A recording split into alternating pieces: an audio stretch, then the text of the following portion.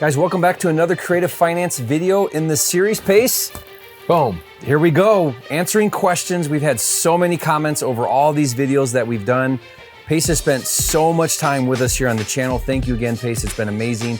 And we've been trying to go through all these questions, and there's so many more. We're gonna have to keep doing this over time. Yeah. Keep putting your questions in, guys. We wanna get to all of these. We wanna make sure that you've got a really good understanding of how creative finance works. You're gonna have questions as they come up, so please keep putting those comments in. And on this video, we're gonna talk about types of loans that exist when it comes to subject to, where remember subject to is when you're gonna take over an existing loan that's already in place. And it's one of your go-to strategies. It's one of the best ways to help people in distress. And yet it also spurs the most objections, mostly from investors that are trying to learn how to do it. And one of these is like, okay, well, what types of loans can we do sub to, and what types of loans can we not do sub to? Right, and then there's also a kind of a parent or a sister question, which is, if I buy something sub to, what can I do with it what can I not do with it? Can I live in the property? Can I turn it into an Airbnb? What can I do with it? Somebody actually asked the question, Teddy Wadrippin, 5696, my guy, he says, can I buy a property subject to live in? So we're gonna cover all of that today in this video. Awesome. So let's start with maybe the most common types of sub to deals that you can do that most people are gonna run into, right? I mean, that's gonna be the bulk of them. Okay, so conventional loans, can I do a sub to deal on a conventional loan? Can you do a sub to on a conventional loan? Yes. Yes. Can I do a sub to deal on a USDA loan? Yes. Yes. Can I do a deal on an FHA loan? Yes. VA. VA, yes, okay. VA actually has some really cool stipulations in it that the VA guidelines actually show you how to do what's called a mirror wrap. We should do a video on a mirror wrap, what a mirror wrap is when we get to Kalispell. Okay. A lot of people are like, mirror wrap? Oh no, one more thing to learn. Yeah, we'll add that to the Creative Finance series. It'll be really cool. We didn't talk about mirror wraps in the last one. So VA loans are actually, they instruct you on how to do sub to properly in their guidelines. So that's really, really cool. FHA comes with some weird things. So a lot of title companies, escrow officers will say, we can't do a sub to deal on an FHA loan. And the reason being is because they're afraid of losing their FHA designation if they screw up. There's no law or regulation that says FHA loans cannot be done subject to. It's that if they screw something up and the FHA finds out that they screwed up a sub to FHA deal, FHA can come to that title company and say, you've lost all your designation to do all FHA stuff. And when you say screw it up, meaning what? Okay, you want a great story? Yeah. Okay. In 5 minutes. No, 7 minutes. Good. No, this story will be 2 minutes. Fidelity National Title, 7 years ago, I buy a deal sub to, sellers in foreclosure, $21,000. I wired the $21,000 to Fidelity National, big title company, on an FHA sub to deal. Their job is to take that $21,000 that I wire and send it to the loan that is behind, which is why the seller's in foreclosure. Fidelity does not wire the money on a foreclosure. They mail a check. Oops. And they never realized that the check just found itself in a mailbox somewhere. They thought that the loan had been reinstated. Oh no. The check had never even been cashed, okay? So I won't say her whole name, but Tiffany is my escrow officer here. I actually really like her, but she made a big blunder. She then goes, okay, everything's reinstated. Here's all the stuff. We're good to go, okay? We record the sub to transaction. I get a recorder's number, which means I'm now the new owner of the property. 2 weeks later, we go and clean up the property. We go to list it as a lease option. We're gonna sell it on a lease option. And my partner, Cody, my integrator, he goes on MLS, he goes, this house got foreclosed on 2 days ago. Oh no. And there's a new owner. Someone bought it at auction? Somebody bought it at auction. Actually, it ended up being one of my really good friends. And we worked out a deal where he's like, I won't worry about it. I had to go and sue Fidelity. Fidelity had to unravel this whole thing. Geez. Yeah. It took 11 months. And thank goodness I paid for title insurance. I pay for title insurance on every transaction. And it's because of weird stuff like this you just can't plan on. So when I say mess up, those are the mess ups that they created. And Fidelity National lost their ability to do FHA loans in that branch. They were lucky it didn't go nationwide. They lost their ability to do FHA loans in that branch, which means conventional, like regular purchases being bought by an FHA buyer. That is a lot of their business. Yeah. So there you go. Conventional, USDA, FHA, VA loans. And guys, if you don't know what those loans are, do a quick Google. We don't have time right now to go over them, but they're different loan products that are available for people. Right. And those are the acronyms for USDA are for like rural, conventionals like for most everybody just buying a house. FHA is for first-time home buyers or people that are kind of don't have a lot of income. VA's, you're a veteran, you get really great loans. 0 down and stuff. Yeah, a lot of cool stuff. And then another one that people come to me about all the time is this person will let me take over their line of credit subject to. Can I take over a line of credit, home equity line of credit subject to? The answer is yes. You can do a line of credit. You can, Okay. however, there's a stipulation. So what you don't want to take over subject to, which is where Jerry's like, no, is a line of credit that is currently in its withdraw period, which means the seller can come to the bank and pull money off the line of credit at any point. Like a checkbook control type. There you go. Yeah. You don't want to be buying a property subject to when a seller has the ability to withdraw money off of a line So of that'd credit. be like your typical HELOCs and some Right. of those, yeah. However, a HELOC also has a payback period. And so if you're in the payback period where the seller does not have the ability to pull money off, they only have the ability to pay down, then the answer is yes, you can take over a line of credit subject What to. about it being in second position and there's a first position loan? Yeah, I'll do that all the time. Okay. Yeah. I have a house in Atlanta, Georgia that has a sub-2 deal. I sub-2'd the primary, I sub-2'd the line of credit, and I sub-2'd a mechanic's lien and a seller finance note. But you want all of it. Yeah. But it wouldn't make sense to take anywhere. It's either all of it or none of it. Oh yeah, all of it Yeah, or none of it. yeah, That's 100%. Yeah. All of it or nothing. You want to take the first mortgage sub-2 and the line of credit sub-2. Don't sub-2 just one. I'm glad you clarified that. Yeah. Somebody would be like, yeah, I'll take over your line of credit sub-2 in second position. Woo! That would not be good. Okay, Yeah. so the loans that I would tell people to be really cautious about, those are loans that you can do sub-2. The loans I would be cautious about are hard money loans. This happened a lot last year in 2022 because a lot of flippers were getting their butts kicked with their heart, and they're like, I just need to get rid of this. So I was getting a lot of hard money or a lot of fix and flippers calling me and going, I'll let you take over my loan sub-2. I'm like, are you a fix and flipper? They go, yeah. It's a great project. Yeah. I go, what's going on? They go, I'm actually behind on my hard money payments and I'm having a hard time keeping up and the property, but you can take it sub-2 and just go and do a BRRRR deal. And I go, I'm not taking a hard money loan over sub-2. Can I legally take over a hard money loan subject to? The answer is yes, but that's toxic debt. Do I want to take over a hard money loan subject to? The answer is no, you want to stay away from it. What if you were gonna okay, I'll put in the rest of the 20,000 and then list it and flip it? Does it make sense to do that ever? Yep, I do that frequently, but the chances of a fix and flipper coming to you and saying, I have a hard money loan, I'm willing to for you to subject to, that Isn't upside down. is pretty they're rare. They're only doing that because they're in a big mess. Right. They're way over budget, it's undervalued, it's a screw up. They found something bad about, I had one I had a fix and flipper come to me and he says, hey, will you take it over sub-2? I go, yeah, give me 10-day inspection period. I called the city and I find out that the property he's building requires 400 amps to come to the property to power the whole house. And he only has a 200 amp line ran. Yeah, big problem. And he didn't disclose that to me. It's a major problem. Now, what you could do instead with that situation is go direct to the lender and maybe do a workout. Yes. Hey, can I buy this loan at a discount? Here's where I need to be. Love it. Some of those lenders, since it's non-conventional, they may be open to that because they don't want to foreclose and take it back maybe. Yep, this but that would be a happens different frequently, yeah. conversation than subject to. Yes. And then another type of loan, I tell people this, you can do, but I want to preface this. You want to stay away from these if the people are dead. If they're dead. Yeah, because I'll take over a conventional FHA, VA loan, USDA loan if the person's already dead, subject to. I own multiple. I bought one from Brent Daniels one time. He's like, the lady's dead. There's no way that you're going to be able to do this. And I'm like, watch me. Hold my monster. I'll watch me do it.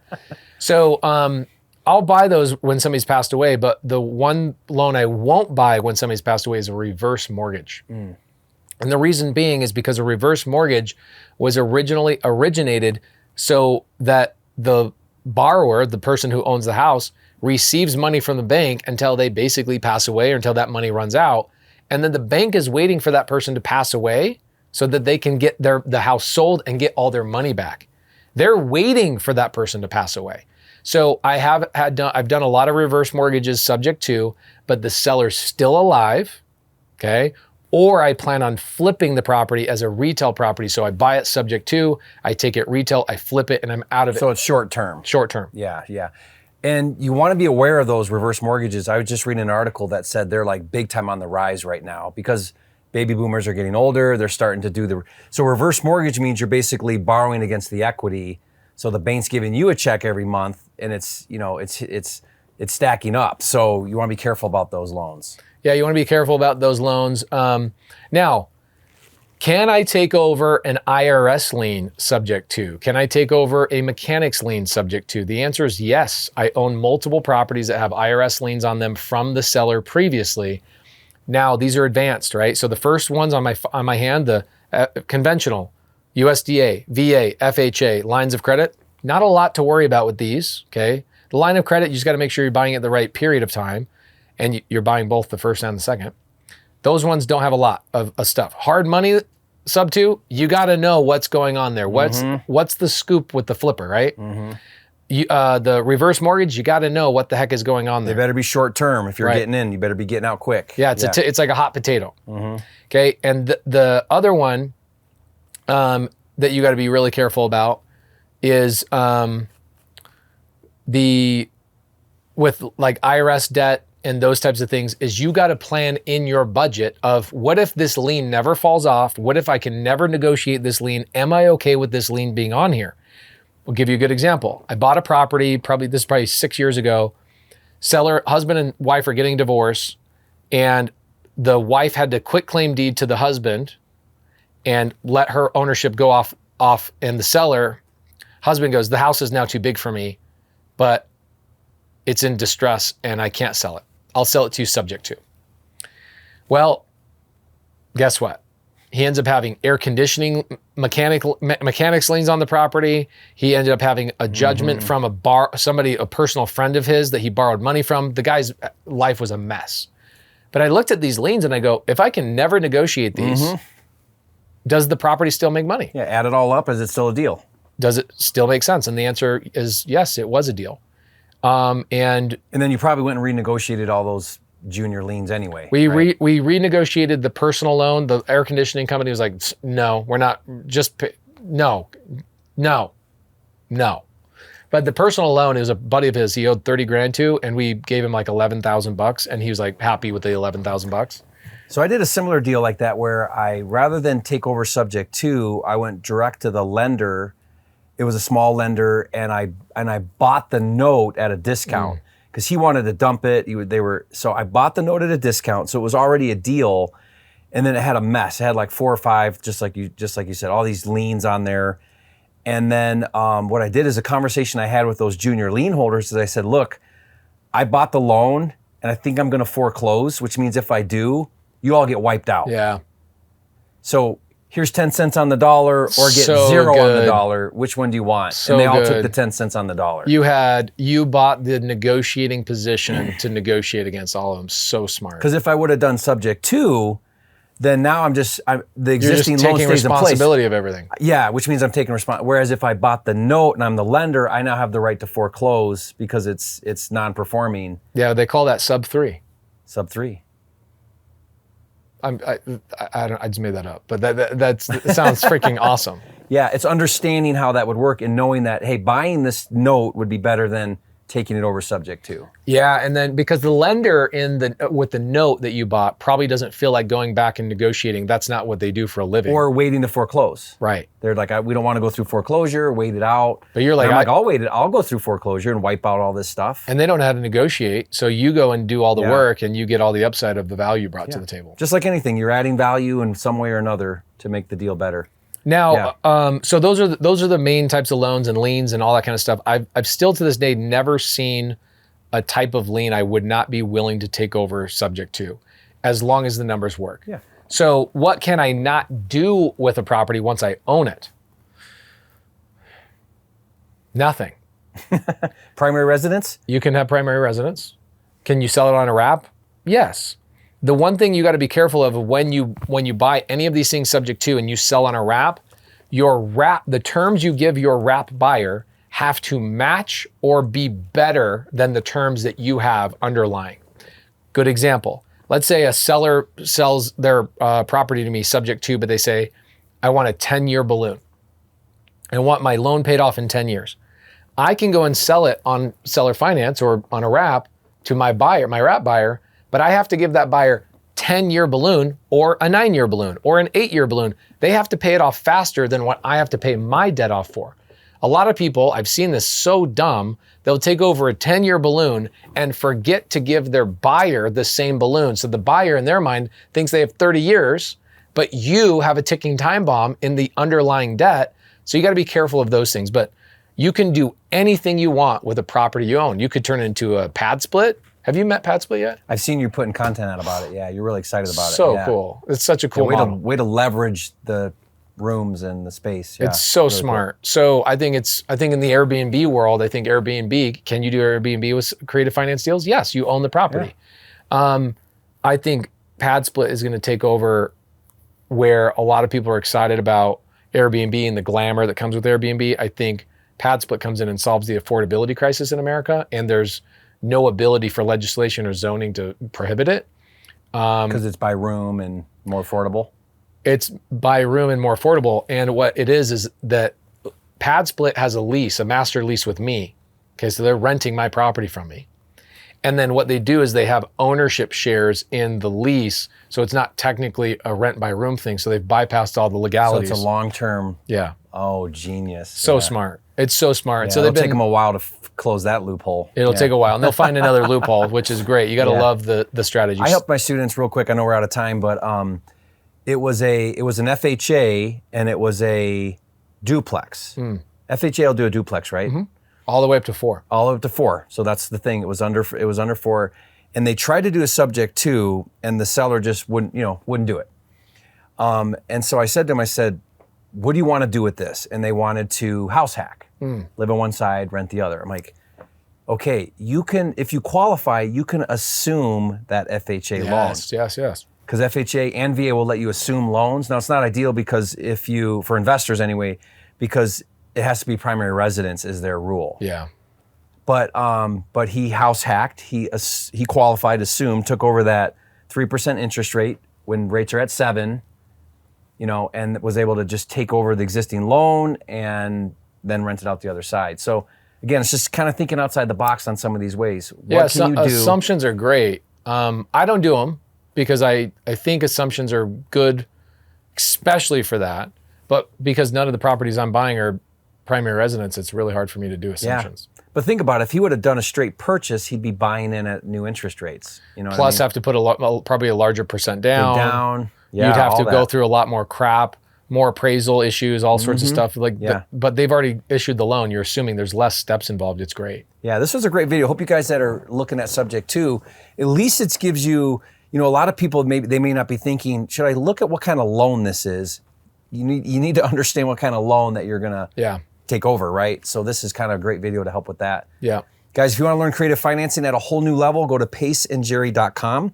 It's a super easy URL to remember, but if you go there, what you'll do is you'll put your email in. Someone on Pace's team is going to contact you, set up a strategy call, see if creative finance is the right fit for you to go forward in your investing career, really build out an amazing business, be part of a community that does deals. That's what I love about Pace's community. It's all about everyone collaborating together, doing deals.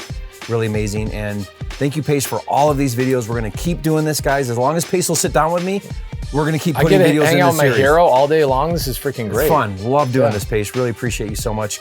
Guys, thank you so much, and we'll see you on the next video.